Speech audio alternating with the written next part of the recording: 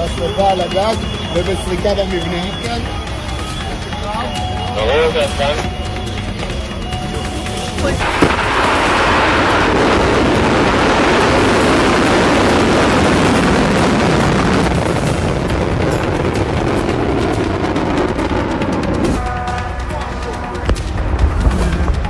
साथियों, ईरान और इजराइल के बीच में चल रही जंग को लेकर आज पूरे दिन भर का अपडेट लेकर मैं हाजिर हूं।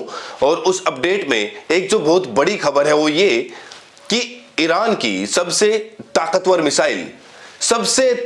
मिसाइल ने बेंजामिन नेतन्याहू के सबसे महफूज ठिकाने को तबाह कर दिया है, तहस नहस कर दिया है।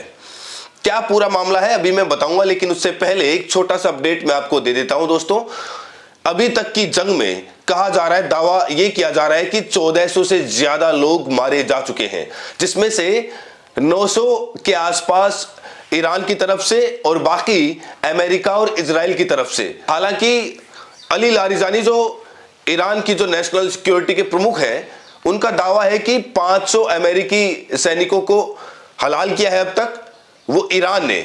और दूसरी तरफ इजराइल की तबाही देखकर समझ में आता है कि दरअसल कितने लोग मारे गए होंगे और ना जाने कितने लोग घायल भी होंगे।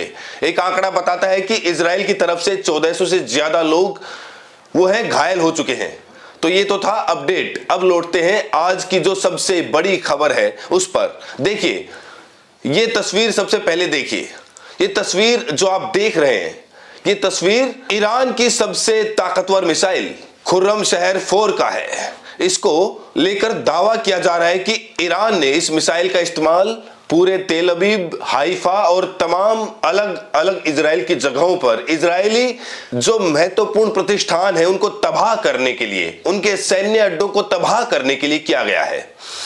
एक तस्वीर निकलकर सामने आई, उसमें दावा किया गया कि इजराइल ने उसी एक तरीके से इजराइल की उसी इमारत पर, जो इंपोर्टेंट इमारत है वॉर मिनिस्ट्री का दफ्तर, उस पर अटैक किया और वो पूरे तरीके से तहस नहस हो गया। वो तस्वीरें भी आपके स्क्रीन पर मैं आपको दिखाता हूं, आप देख सकते हैं। देखिए, ये तस्वीरें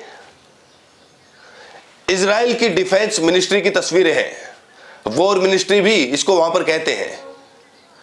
केरिया तेल अवीव का इलाका, और वहां पर एक बहुत महत्वपूर्ण हिस्सा बेंजामिन नेतन्याहू की युद्ध रणनीति का, और उसको निस्तनाबूद कर दिया, तहस नहस कर दिया। इन तस्वीरों में आप साफ तौर पर देख सकते हैं कि कितना जबरदस्त नुकसान हुआ है। ये अटैक के तुरंत फौरन बाद की तस्वीरें।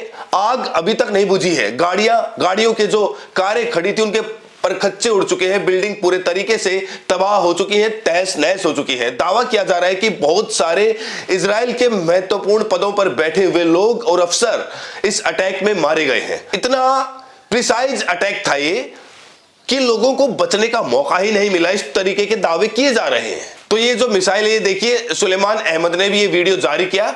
ये जो मिसाइल है इसके बारे में मैं आपको बता दूं, खुर्रमशहर 4 मिसाइल है, जिसकी जो वॉरहेड है, यानी जो उसका गोला बारूद वाला जो हिस्सा है, वो 1 टन वजन का होता है।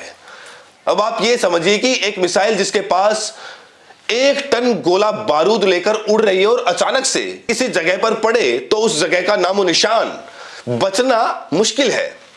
और वही हुआ। देखिए, यहां पर डिफेंस मिनिस्ट्री का ऑफिस और जबरदस्त तरीके से अटैक हुआ। यह मिसाइल, एक और इंपॉर्टेंट वजह है इसके इस्तेमाल करने के ऐलान की। देखिए, सबसे पहले ये करंट रिपोर्ट का एक और ट्वीट देखिए क्या लिखा है। IRGC launched a Khorramshahr 4 missile with a 1 ton warhead towards Israel earlier today at dawn, यानी कि शाम के वक्त, claiming it penetrated 7 layers of air defence. 7 layer का इजराइल का मजबूत एयर डिफेंस सिस्टम, उसको तहस नहस करते हुए सब कुछ ये मिसाइल तेल अवीव में तबाही मचा देती है। 2000 किलोमीटर तक मारक क्षमता है इस मिसाइल की। और सबसे बड़ी बात यह है कि यह मिसाइल एयर डिफेंस सिस्टम को एंड टाइम पर चकमा दे देती है। मतलब अगर वो अपने निशाने पर जा रही है और एयर डिफेंस सिस्टम कंफ्यूज करता है तो ये मिसाइल तुरंत अपनी दिशा बदलकर फिर वापस आकर वार करती है। और यही वजह रही कि तेल अवीव से लेकर हाइफा तक इस मिसाइल ने तबाही मचाकर रखी है। अब एक और तस्वीर देखिए, ये आज ताजा अटैक हुआ है। आज के अटैक की तस्वीर है US military force in Kuwait. Kuwait में यह हमला हुआ, अमेरिकी आर्मी के बेस पर हमला हुआ। उसकी तस्वीरें आप साफ तौर पर अपनी स्क्रीन पर देख सकते हैं। ये ट्वीट जरा देखिए, इसमें क्या बताया गया।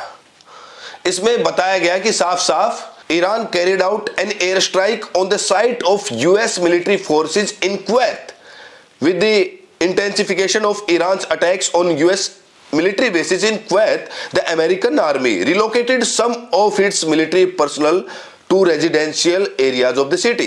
बताया जा रहा है कि इस हमले के बाद अमेरिका के जो सैनिक थे, जो अधिकारी थे, उनको शहर के अलग अलग हिस्सों में ठहराया गया, उनको रिलोकेट कर दिया गया। एक और आज फिर से अनुदायक एयरबेस पर हमला किया गया। ताजा तस्वीरें देखिए, ये अल उदैद एयरबेस जो कतर में मौजूद है, मिडिल ईस्ट का अमेरिका का सबसे बड़ा सैन्य अड्डा, सैन्य जमावड़े का ठिकाना, एक बार फिर से अटैक किया गया।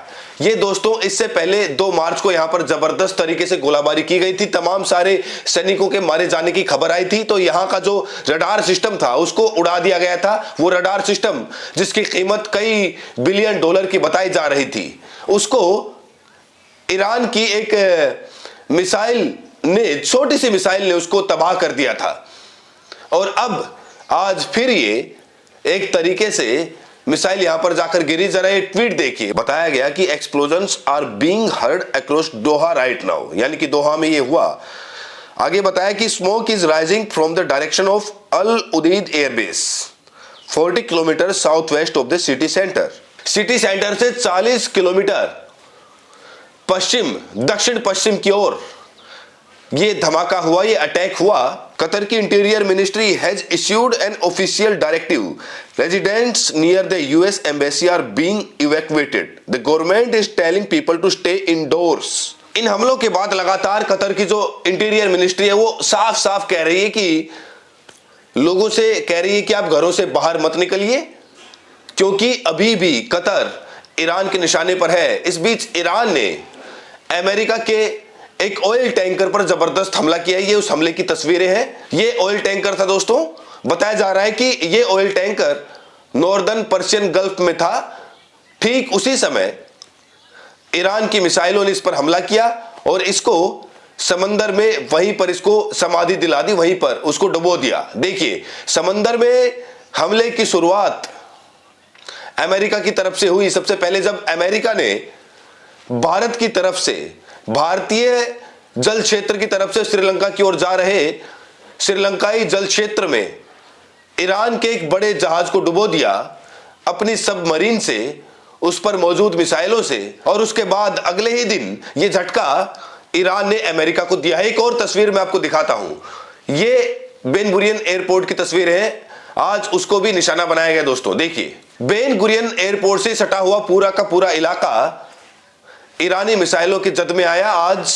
और इन तस्वीरों में आप साफ तौर पर देख सकते हैं। जरा ये वीडियो देखिए, लोग कितनी हड़बड़ाहट में है, कितना अफरा तफरी का माहौल है। देखिए, एक और वीडियो देखिए इसी से जुड़ा हुआ, ये एयरपोर्ट का है। अब देखिए, यहां पर जब लोग प्लेन में जा रहे होते हैं उस वक्त की तस्वीरें, वहां से बाहर निकलते हुए ये लोग प्लेन से। इसका मतलब ये है कि बेन गुरियन एयरपोर्ट पर सब कुछ सामान्य नहीं है, और सामान्य तो इजराइल के बंकरों में भी नहीं है। ये बंकर में अफरा तफरी का माहौल देखिए। ये इजराइल की आम आवाम है, आम जनता है, जो बाहर दागी जा रही मिसाइल, ईरानी मिसाइलों से खौफजदा बंकरों में इधर उधर भागने के लिए मजबूर है। देखिए, एक बंकर से दूसरे बंकर, दूसरे से तीसरे, इस तरह से लोग एक तरीके से गुजर बसर कर रहे हैं किसी भी तरीके से।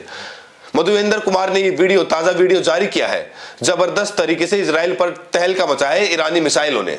तो इन तमाम सारे हमलों को देखकर क्या लगता है, क्या वर्ल्ड वॉर 3 की शुरुआत हो चुकी है? और इसमें आखिरकार भारत अपनी भूमिका कैसे निभाएगा? अपनी प्रतिक्रिया कमेंट सेक्शन में जरूर दें, और साथ में यह भी बताएं कि आप ये वीडियो देश के किस कोने से देख रहे हैं। बहुत बहुत शुक्रिया।